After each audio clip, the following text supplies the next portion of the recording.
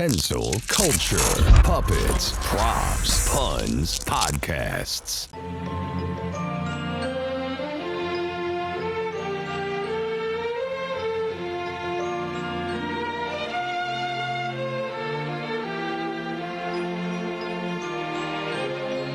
I'll wrap this clue around your neck.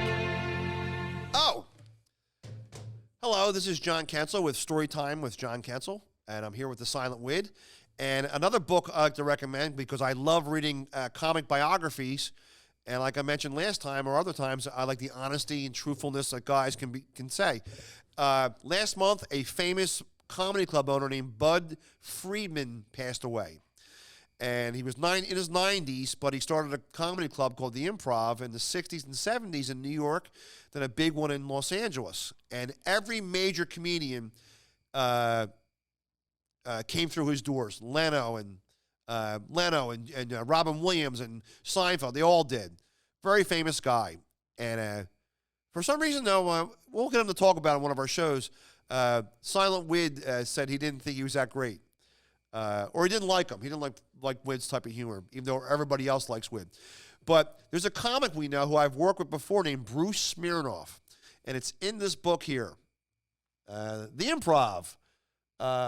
The Oral History of the Comedy Club that Revolutionized Stand-Up by Bud Friedman and Trip Wetzel. Highly recommend it, and it's easy to read, too. But there's no recipe section in the back. But this one story, this guy I've worked with, which is really cool. I love reading stories like this, going, I know that guy. There's a tall comedian who I thought was very funny named Bruce Smirnoff. He worked as the doorman at the Improv, which has a lot of comics got that way. At the Comedy Store, like Sam Kinison worked at the Comedy Store and other guys. And it got him in that atmosphere all the time, and they eventually moved up and became pretty prominent, famous comedians. Well, Bruce Smirnoff was the doorman there. And one night, two comics canceled out, and Johnny Carson came in. And they said, Bruce, you have to go up. And this is a big make-or-break moment because Carson never came to comedy clubs. His talent coordinator used to come out and see comedians on the shows. And and pick and choose who should come on. Or he actually would work with people and say, all right, you got to work on this, tighten everything up, make it better. You're too wordy, edit it down. So Bruce Smirnoff had a chance to perform right in front of the man himself in like 1982, 83, when the big comedy boom was happening. And this story here was freaking hilarious. It's a gut punch, really. And Bruce is a trooper and a survivor. So he said he opened his mouth and he had it was out of a storybook. I did my second joke. They laughed. They laughed at my first joke even more when I told it again. Oh my God, this is happening to me. I did my third joke and my fourth joke. Each one was better than the last. I was on a build. Then suddenly, everybody's laughing. Out of nowhere, somebody yelled out, "Stolen! Stolen! You're doing somebody else's material." Right on his big audition in front of Johnny Carson. So he said he looked out, and here it was his agent's son. And he had 4 empty beer bottles in front of him, and he was smoking a cigarette, slurring his words. And he was yelling at me, saying, I don't know why my dad handles you. You effing thief. You suck. So within a matter of seconds, I'd gone from being my dream, being in the middle of in front of Carson, to a nightmare of having this being heckled. He goes, I felt like Linda Blair in The Exorcist, right?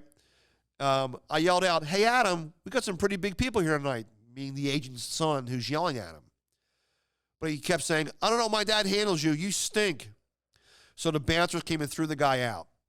And, that's an awful story to happen. Imagine your big audition, your band, and somebody heckles you or someone does something mean to ruin everything. It's just brutal, okay? But the story does not end there. This is my favorite part of the story, right? Right. As I walked back in that club, the manager said, Johnny's too drunk to drive, Bruce.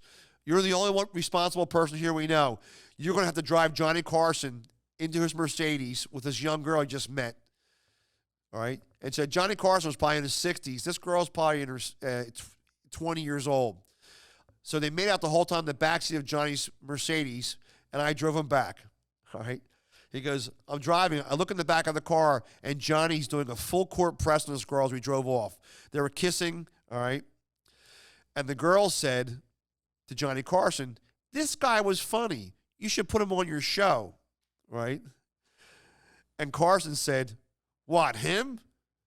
And Bruce said, yeah, I'm Bruce Smirnoff. He goes, really?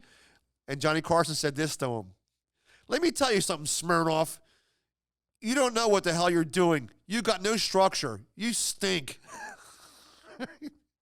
So he pulled over to an armed guard, let him in the house, and that was it. And then Johnny Carson looked at him and said, what the F are you doing here? And he said, on Monday, my agent dropped me because of what his son had done, and he couldn't face me.